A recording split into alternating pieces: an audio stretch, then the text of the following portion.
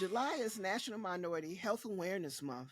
The U.S. Department of Health and Human Services, the Office of Minority Health, is focusing on improving mental health outcomes for racial and ethnic minority and American Indian and Alaska Native communities through its 2024 theme.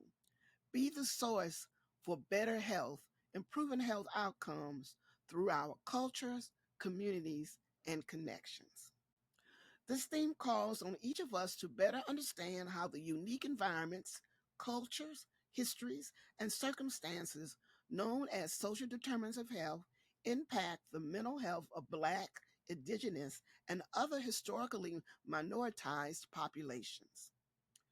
Research continues to emerge highlighting racism and discrimination as key drivers of negative health outcomes impacting historically marginalized communities.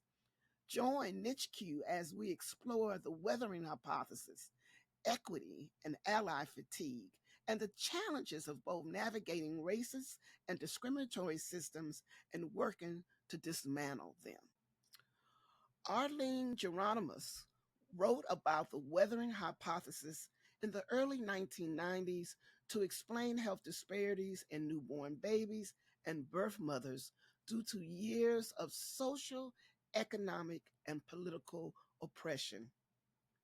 The hypothesis suggests that the combined impact of racism, economic hardship, and resulting stress through a Black woman's life deteriorates her health, increasing her susceptibility to adverse obstetric outcomes as she ages. These initial observations in sociology have been backed by biological evidence that shows the long term impact of racial stress. Black women, on average, show biological signs of being 7.5 years older than white women of the same age.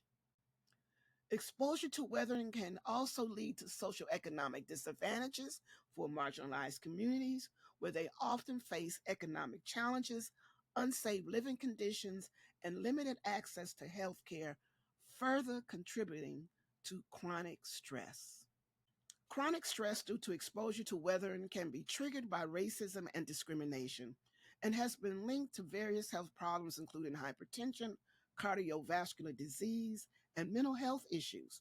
In addition, weathering may have physiological effects such as wear and tear on the body's systems due to repeated exposure to stress, and chronic inflammation and impairment of the immune system, leading to increased susceptibility to infections and autoimmune and chronic disease. It is well documented that individuals from marginalized communities, including people of color, experience worse health outcomes compared to white individuals. This is attributed to various stressors such as prejudice, social alienation, institutional bias, political oppression, economic exclusion, and racism, all factors that contribute to premature death. Some providers, hospitals, and communities, especially in the maternal and child health space, have acknowledged that weathering contributes to adverse perinatal outcomes. These organizations have been working on addressing these issues over the past few years, but the path to a solution is unclear.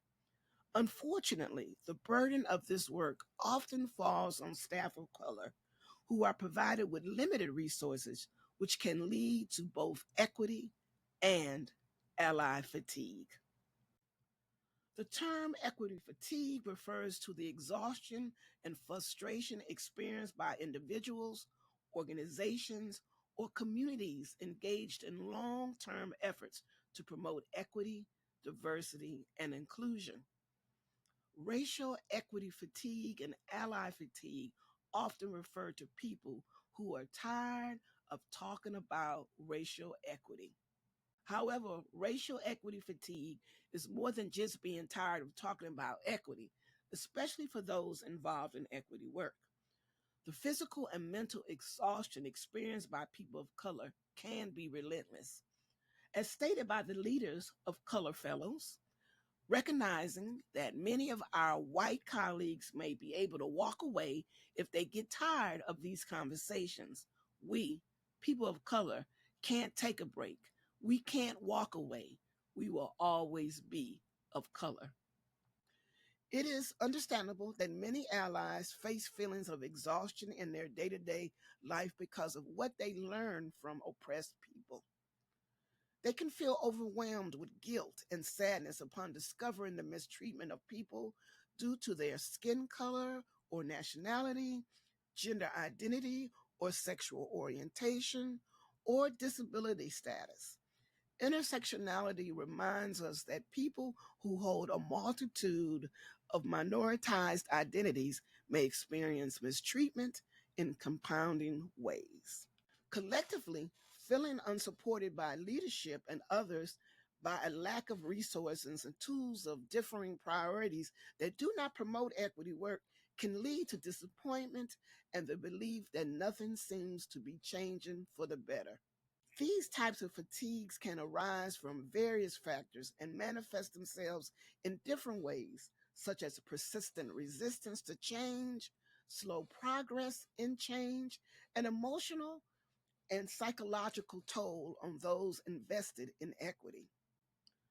Persons with equity fatigue may experience and decreased motivation to do equity work, cynicism and disillusionment toward the possibility of achieving equity, reduced engagement and lower participation in equity related activities and initiatives, emotional exhaustion and feeling emotionally drained and unable to continue advocating effectively, and ultimately withdrawing, which includes stepping back from leadership roles or active participation in equity efforts.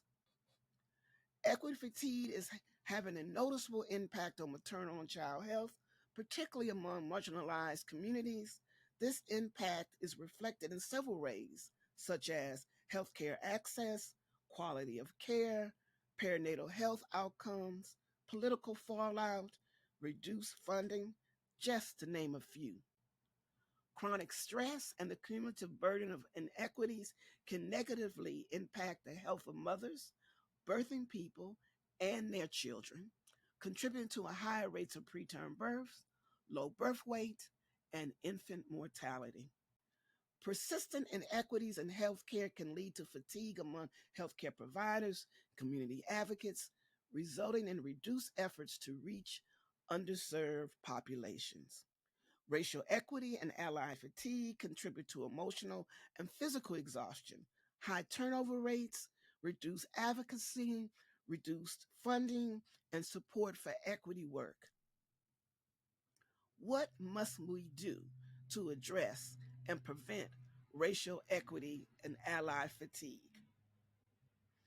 As a public health professional and care provider, it's important to support Black, Indigenous, and people of color in achieving their optimal mental health by ensuring equal access to all health services and reimagine systems of care that are inclusive and center the voices of people from historical marginalized communities. Stay connected to NICHQ for resources, tools for change, and learning experience like the Equity Exchange.